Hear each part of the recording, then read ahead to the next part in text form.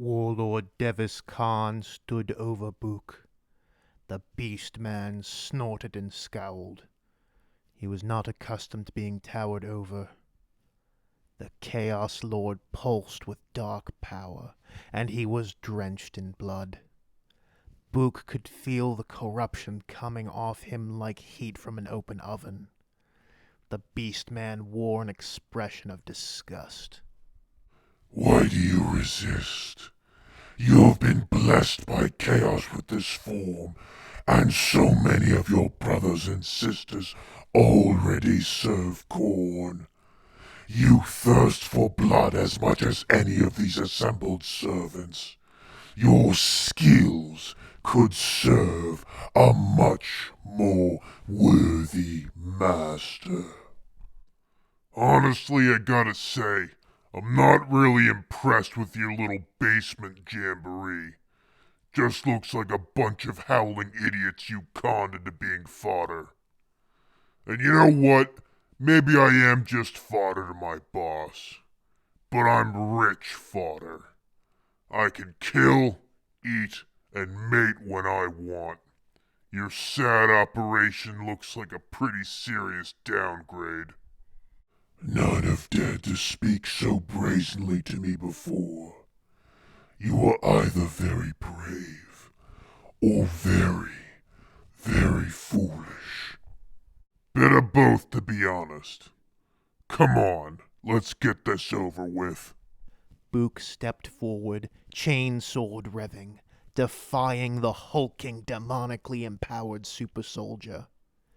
Devis Khan drew his accursed blade, when suddenly an explosion ripped through the assembled throng of cultists. A melter grenade incinerated a dozen of them as flamers and melters tore through the horde. Kazazel grinned as he fired his fusion pistol. Ash for the blood god, cinders for the skull throne. Kazazel seemed all bravado and swagger for the tiniest of moments, but the facade quickly dropped as the Space Marines came streaking across the room. Run! Yes, run now! Go!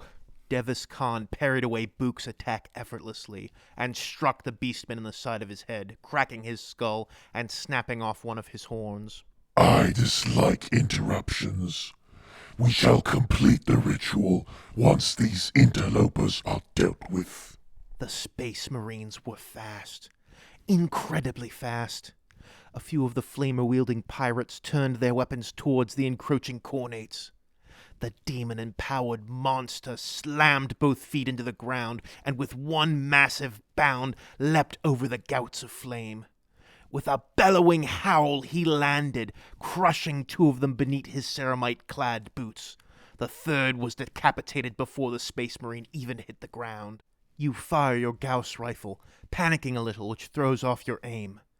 The Space Marine's left arm deatomizes in a flash of green light before you. Without any pain or hesitation, the beast wheels on you. Fortunately, Kazazel was there with his fusion pistol. One blast reduced the Space Marine to a pair of smoking boots. I said, run, you idiot! You flee with the others. The cultists were disorganized in their reaction, scrambling to pursue Kazazel's forces. The Space Marines were slowed by the press of bodies, their screaming underlings. They shoved, hacked, and trampled their way through the cultists. You and the others sprint down the hallway. Kazazel easily outstrips all of his human compatriots. You can hear the roar of the Chaos Space Marines behind you, their feet pounding against the cobblestone of the chapel. You pump your legs as hard as you can, hoping your adrenaline can carry you. You round the corner, and you can see your crewmates waiting in ambush. You can also hear the rev of the chain axe behind you. It is too late. Everything feels like it's happening in slow motion, and you're not sure how, but you can feel the chain blade behind you. You know the Space Marine is swinging his arm before it hits you. You know the arc is going to slice into the top of your shoulder and into your chest. You just know. Even though you feel like you're moving through mud, you manage to lean forward and dive, praying for safety. It briefly dawns on you that you have absolutely no idea who exactly you'd be praying to. This slow-motion dreamlike state is quickly shattered as the chain axe rakes your right shoulder, ripping apart your armor and slicing you down your back, snapping through your ribs and tearing into the meat of your backside. Nerve-shattering pain explodes in your mind as you fall to the ground. You breathe in to scream, and you find your lungs seared by superheated air as melter blasts scream over you and hit the Space Marine. Your exposed wounds are immediately cauterized, and your flesh bubbles from the heat. You're saved by the rest of your armor that remains intact. Had your skin been completely exposed to the air, it would have cooked and sloughed off. You can hear more shots and blasts. You're vaguely aware of the sensation of being dragged. And then, there was nothing. Was this death? This cold darkness? This slow, sick feeling? Was this the fate of the faithless? Those who swore no allegiance to any god creature? You mentally shrug your shoulders. Life was much better than this isolated blackness. But you suppose it could be worse? At least it's quiet here. With a gasp, you awaken. Your vision quickly swims as pain racks your body. You collapse with a groan and then cry out even louder as your body impacts against the cold cobblestone. Unconsciousness threatens to swallow you again. "Oh, isn't that sweet?" "He pulled through. One less replacement to pull up from the pitmongers." You decide to keep your eyes shut. Your dry lips part as you ask about what happened. What happened? Well, you were sliced shoulder to ass by one rather perturbed adversary, who then promptly liquefied. Then you took a nap while the rest of us got to the serious business of rescuing our favorite pile of muscle and stinking fur. Book, I do believe his name is. And I do believe he's the only one of his band to survive. His short one horn and his head is a little lumpier than it already was, but he should be fine. Teresa arrived with simply impeccable timing.